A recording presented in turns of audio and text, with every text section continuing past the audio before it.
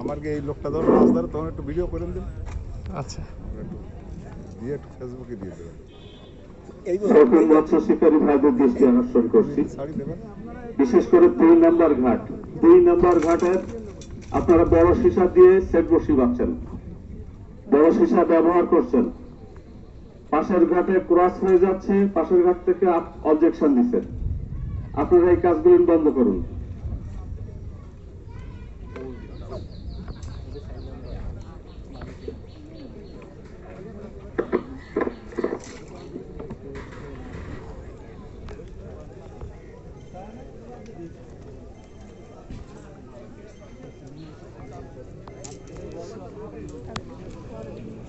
কি